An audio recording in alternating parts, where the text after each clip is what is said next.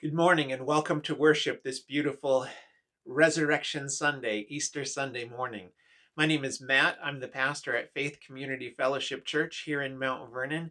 A special welcome to all of you, especially if you were a guest with us this morning. If you don't normally worship with us, we are so glad that you are here wherever it is that you are.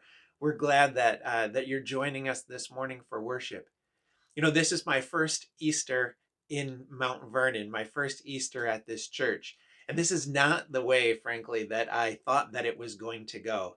In fact, even when this pandemic broke out, there was something in me that was hoping that maybe by today we would be able to get together. But it was obvious several weeks ago that that was not going to happen.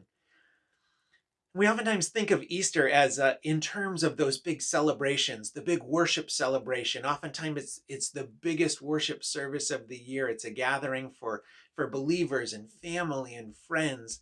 And all of those things play into the way that we think and feel about Easter. And this year, it's not happening that way. And this year I'm reminded now in new ways that the story of the first Easter was not a story of pulling out all of the stops for the people to gather together and worship and joy. The story of the first Easter is the story of the angels making announcements to the women. It's the story of Jesus appearing to individuals and small groups of people. And before Jesus shows up and before the angels show up, the, the context is always one of fear, of doubt, and of isolation. And Jesus appears into those and speaks into those, and he brings new life into the whole world. And so today, as we celebrate Easter in our various places, let's not spend too much time mourning the fact that we are not together.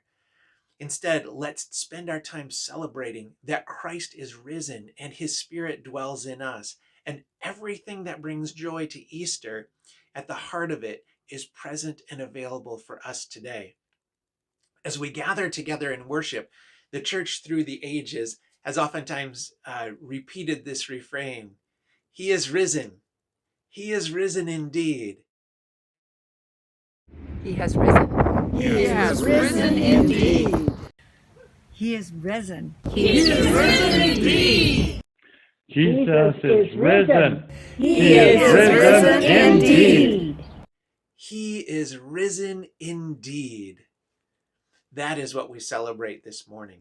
And so as we continue on now in our celebration, let's join our hearts together in song and in praise and in prayer, because our Lord is alive.